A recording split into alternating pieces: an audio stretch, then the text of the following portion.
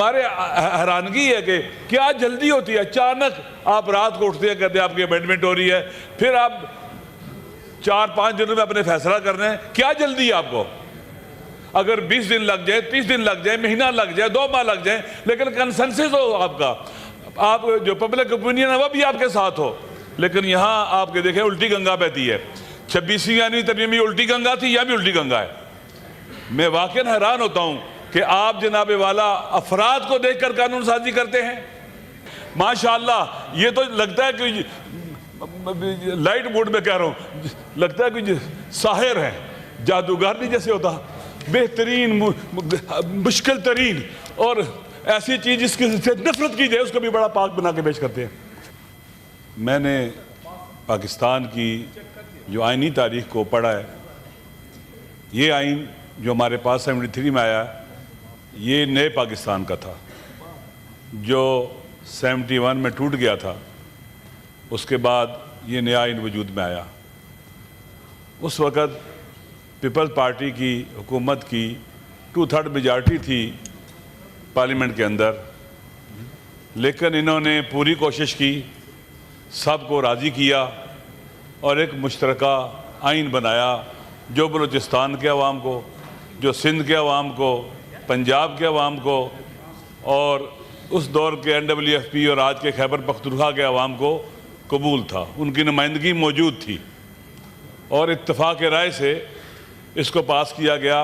اپنی 2/3 میجارٹی کی بنیاد پر اپوزیشن کی رائے کو بلڈوز نہیں کیا گیا اور ان کو باقاعدہ موقع دیا گیا. ان کے ساتھ کنسنسس ہوا، مذاکرات ہوئے، بات چیت ہوتی رہی. میرے لیے میں نے سنا ہے کہ جب 18ویں امینڈمنٹ بھی آئی تو کافی عرصہ اس پہ گفتگو ہوتی رہی، اپوزیشن بھی تھی، سارے تھے، بیٹھ کے بات کرتے رہے، ایک کنسنسس بنایا. لیکن افسوس کے ساتھ کہنا پڑتا ہے کہ 26ویں یعنی ترمیم کس طرح سے اس پارلیمنٹ کے اندر، جناب چیئرمین صاحب آپ خود اپنی آنکھوں سے دیکھا اور سنا بھی ہے، کیسے لوگوں کو راضی کیا گیا، اٹھایا گیا، تھریٹ کیا گیا. اور یہ 26ویں یعنی ترمیم اس نے کیا کیا، آئین کو متنازع بنا دیا. پارلیمنٹ کی جو وقار ہوتا ہے اس کو پاؤں تلے روندا، مذاق بنایا گیا پارلیمنٹ کو، تمسخر اڑایا گیا پارلیمنٹ کا. لوگ چھپتے رہے، اپنے افراد کو چھپاتے رہے، کہیں زبردستی نہ لیں اور زبردستی اٹھا کے لے گئے. آپ اختر جان مینگل کے جو ساتھی تھے آپ کے سامنے کہ کیسے ان کو لایا گیا تھا یہاں پر. دیکھیں آئین کو متنازع بنانا بہت بڑا جرم ہے. ایک متفقہ آئین کو کنسنسس کے بغیر، اپوزیشن کا آن بورڈ لیے بغیر عوام کے درمیان ڈیبیٹ ہونی چاہیے. اگر اس آئین کو عوام کی حمایت حاصل نہ ہو، ان ترامیم کو عوام کی حمایت حاصل نہ ہو تو کیسے وہ اس کو قبول کریں گے اور اس کی حرمت کے قائل ہوں گے. ہمارے حیرانگی ہے کہ کیا جلدی ہوتی ہے، اچانک آپ رات کو اٹھتے ہیں، کہتے ہیں آپ کی امینڈمنٹ ہو رہی ہے، پھر آپ 4-5 دنوں میں اپنے فیصلہ کرنا ہے. کیا جلدی ہے آپ کو؟ اگر 20 دن لگ جائے، 30 دن لگ جائے، مہینہ لگ جائے، 2 ماہ لگ جائیں، لیکن کنسنسس ہو آپ کا، آپ جو پبلک اوپینین ہے وہ بھی آپ کے ساتھ ہو. لیکن یہاں آپ کے دیکھیں الٹی گنگا بہتی ہے. 26ویں یعنی ترمیم میں الٹی گنگا تھی یا بھی الٹی گنگا ہے. میں واقعاً حیران ہوتا ہوں کہ آپ جناب والا افراد کو دیکھ کر قانون سازی کرتے ہیں. آپ joint chief of staff committee کے چیئرمین کو پاورفل کیوں نہیں کرتے؟ پاکستان جب ٹوٹنے کے بعد یہ آئین بنا، اس میں joint chief of staff committee کے چیئرمین کو جو رکھا گیا تھا، اس لیے رکھا گیا، دنیا کے اندر موجود ہے. وہاں پر باقاعدہ joint chief of staff committee کے چیئرمین ہوتے ہیں، وہ کوارڈینیٹ کرتے ہیں، چیزوں کو لے کے چلتے ہیں. ہمارے ہاں joint chief of staff committee کے چیئرمین کو انتہائی کمزور کر دیا گیا اور آرمی چیف جو اس کے انڈر آتا تھا اس کو طاقتور کر دیا گیا. دیکھیں یہ عدم توازن پاور کا اور چیک نہ ہونا، بدون چیک. اب پہلے آپ دیکھیں مارشل لا لگتے ہیں، ایک تالے اعظم آتا ہے، کورٹ بھی اس کے ساتھ لگ جاتے ہیں، عدلیہ بھی اس کے ساتھ لگ جاتی ہے.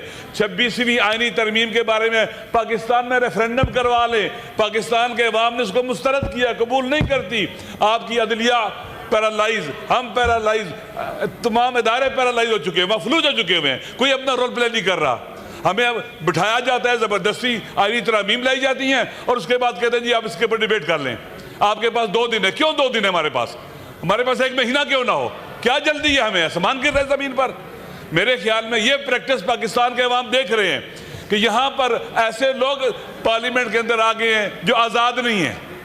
آزاد نہیں ہے. تالے عظمہ اور طاقتور لوگوں کے پریشر کے نیچے آ کے یہ ان کی مرضی کے قانون پاس کرتے ہیں, ان کی مرضی کے بل پاس کرتے ہیں. یہ صحیح کیوں نہ ہو, یہ صحیفہ ہی کیوں نہ بن جائے. اگر اس طرح سے آپ اس کو پاس کرائیں گے اور سینٹ میں لے کے آئے جائیں گے, یہ متنازع ہوگا, آئین کو متنازع کرے گا.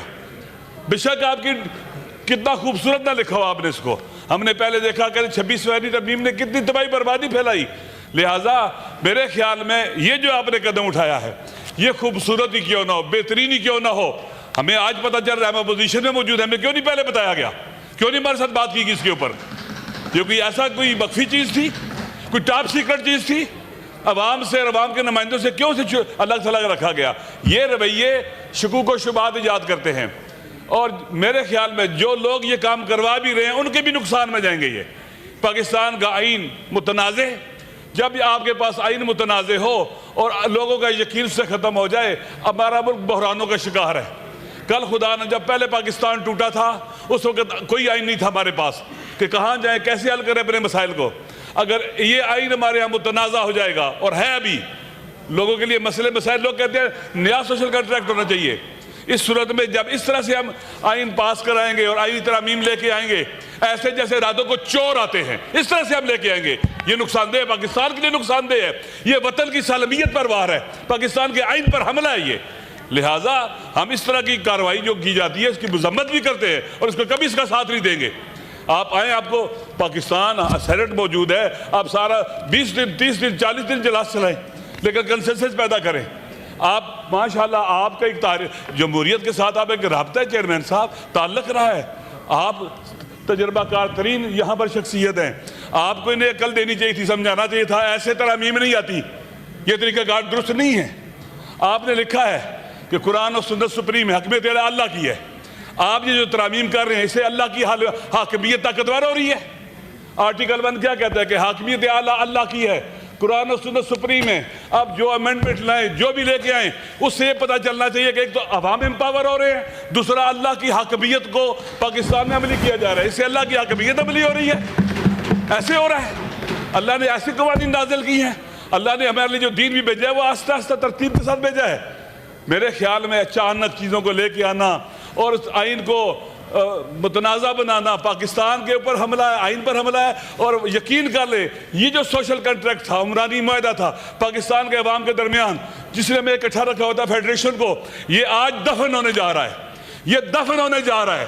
بہترین الفاظ میں وزیر قانون صاحب بات کرتے ہیں, ماشاءاللہ. یہ تو لگتا ہے کہ لائٹ موڈ میں کہہ رہا ہوں, لگتا ہے کہ ساحر ہے, جادوگر نہیں جیسے ہوتا. بہترین مشکل ترین اور ایسی چیز جس کی سے نفرت کی جائے اس کو بھی بڑا پاک بنا کے پیش کرتے ہیں. میرے خیال میں درست نہیں ہے. ہمیں پتہ ہونا چاہیے, آپ سب جانتے ہیں کہ 8 فروری 2024 کو کیا ہوا, ہم سب جانتے ہیں. ہمیں سب کو پتہ ہے کہ یہ جو پارلیمنٹ بنی ہے, سینٹ بنا ہے, یہ فارم 47 کا, یہ پاکستان کے عوام کا نمائندہ نہیں ہے. جب پاکستان کے عوام کا نمائندہ نہیں ہے, یہ جو بھی آئینی ترامیم کرے گا یہ پاکستان کے عوام اس کے ساتھ نہیں ہوں گے. نتیجہ کیا نکلے گا؟ پاکستان کے عوام جب ساتھ نہیں ہوں گے, ہم اس سینٹ کی حیثیت بھی ختم ہو جائے گی, پارلیمنٹ کی حیثیت ختم ہو جائے گی.